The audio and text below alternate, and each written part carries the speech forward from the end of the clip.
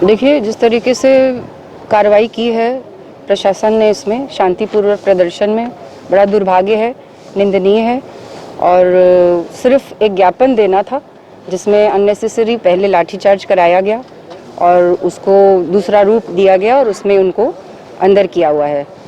कई और धाराएं भी लगा दी। अभी हमेशा से आंदोलन होते रहे हैं और इसमें तो सबको पता था कि सिर्फ एसीएम चतुर्थ को या डीएम को सिर्फ वो ज्ञापन स्वीकार लेना था, बात वहीं ख़त्म थी। लेकिन उसको जो भी रंग देना चाहा वो बड़ा दुर्भाग्यपूर्ण रहा। बहुत ज़्यादा लड़कों को मारा गया और कितने तो अभी देखिए आप गंभीर हालत में भर्ती हैं उसमें। और बंद करके अभी भी देखिए उनको ना छोड़ना, हमेशा हो जाती है करके कोई ऐसी चीज़ नहीं हुई है उसमें कि जो रोज़ ही प्रदर्शन हो रहा है। लेकिन ऐसी कोई भी चीज़ नहीं है जिससे कि उनको इतना देर तक रखा जाए। ये हम लोग की यही मांग है कि उनको जो है छोड़ा जाना चाहिए और इसी रणनीति पे हम लोग काम कर रहे हैं। ये अपने घर द्वार से दूर हैं। बिल्कुल। क्या कुछ पीड़ा बताई इन लोगों ने, कैसी व्यवस्था है? अंदर बात करूं तो जो भी व्यवस्था इनको यहाँ दी गई है वहाँ व्यवस्था अच्छी है। अंदर उन लोगों को थोड़ी बहुत दिक्कतें हैं, जिसको पंखे की कमी है कि पंखा नहीं है जहाँ पर जिस हॉल में है ये लोग, वहाँ पर पंखा नहीं है तो लगे हुए हैं लेकिन चल नहीं रहे हैं। बाकी व्यवस्था, बाकी लड़के सब खुश हैं कि प्रशासन ने अच्छा इनका इंतजाम किया है सब कुछ। ये एक तो इतनी बर्बर लाठीचार्ज, इतनी क्रूरता भरी लाठीचार्ज की लाठियों की आवाज़ आप अगर इन वीडियो में सुनेंगे तो रुकती नहीं, थमती नहीं सुनाई देगी आपको। इतना मतलब जैसे लगता था प्री प्लानिंग हो कि किसी को बुरी तरह पीटना हो, बुरी तरह उनको घायल करना हो और वो आवाज़ दबानी हो जो आज पूरे उत्तर प्रदेश की नहीं पूरे देश की है। बेरोजगारी आपकी जो 2% थी, आज 45 सालों में पहली बार ऐसा हुआ है जो बेरोजगारी 6% बढ़ गई है, 6% पे आ गई है। जीडीपी 23% नीचे चली गई है। ऐसे में अगर कोई और इतनी दमनकारी नीति है कि कोई आवाज नहीं उठा रहा है और कोई नौजवान रोजगार के लिए और बेरोजगारी के लिए रोजगार आवाज उठाते हैं तो उनके ऊपर लाठियां बरसाई जा रही हैं, वो भी इतनी बर्बर, इतनी क्रूरता भरी लाठी। और इतने 4-5 कब्र चौरा में एडमिट हैं, किसी का सर फटा है, किसी की कमर टूटी है, यहाँ जितने हैं सब चोटिल हैं।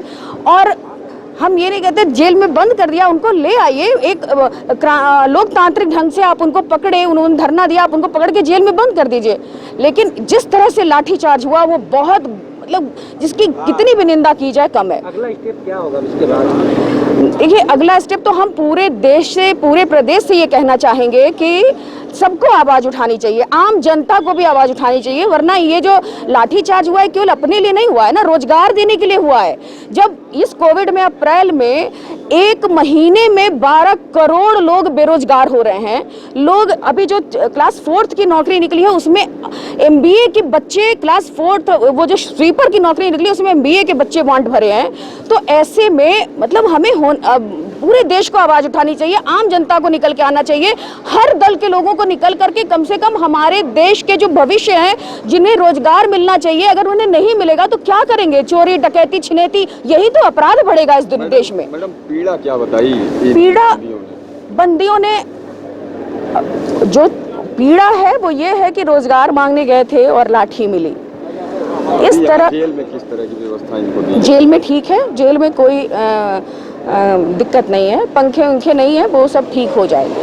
राजकुमार जायसवाल, समाजवादी पार्टी का पूर्व महानगर अध्यक्ष हूँ वाराणसी का। राजकुमार सर, आज कहाँ आना हुआ और अस्थाई, जैसा कि अस्थाई जेल में आए हैं? देखिए, जिला प्रशासन ने जो अस्थाई जेल बना रखा है, ये अस्थाई जेल समाजवादियों के कदम को बांध नहीं पाएगा। जुल्म और अत्याचार की हद हो गई है पूरे उत्तर प्रदेश के अंदर। नौजवान समाजवादी साथियों के ऊपर जब भी वो, चाहे प्रदेश का मुख्यालय हो लखनऊ और चाहे जनपदों के मुख्यालय हो, जब भी वो निकलते हैं अपने ज्ञापन को देने के लिए, और वो ज्ञापन किसके लिए होता है? आम जनता के लिए होता है। आम जनता की आवाज़ बनकर जब समाजवादी निकलते हैं उनके ऊपर बर्बर लाठीचार्ज किए जाते हैं, बेरहमी से उनको मारा जाता है। और ये उत्तर प्रदेश की सरकार इसलिए कर रही है, भारतीय जनता पार्टी की, कि वो उत्तर प्रदेश के अंदर समाजवादी जो जनता की आवाज़ बन रहे हैं उस आवाज़ को दबा दें, उसे कुचल दें। लेकिन समाजवादियों का इतिहास रहा है कि जितना दमन होगा समाजवादी उतने ही ज़्यादा तीव्र गति से आम जनता के हित की लड़ाई लड़ेंगे। समाजवादी पार्टी के राष्ट्रीय अध्यक्ष माननीय श्री अखिलेश यादव जी ने उत्तर प्रदेश की आम जनता की पीड़ा को समझा है और उन्होंने आह्वान कर दिया है कि हम आम जनता के हक हकूक की लड़ाई लड़ेंगे।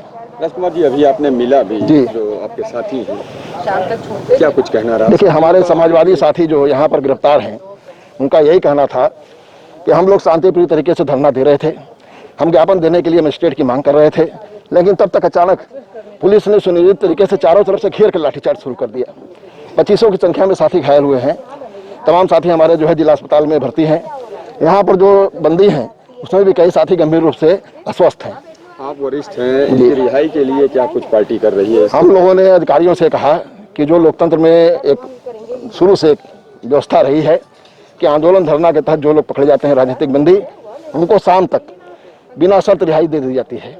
प्रतीकात्मक रूप से अगर आपको कुछ करना भी हो तो मुचलके पर रिहा कर देते हैं। लेकिन जिला प्रशासन क्यों हठधर्मिता अपना रहा है, क्यों जिला प्रशासन ने इस बार इस तरह की नीति अपनाई है कि समाजवादियों को 2-2 लाख की जमानत पर छोड़ेंगे? ये समाजवादी न गुंडा है, न अपराधी है, न कहीं पर इनके ऊपर कोई आरोप है, न प्रत्यारोप है। ये समाज जनता के हित की लड़ाई लड़ने के लिए बाहर निकले हैं।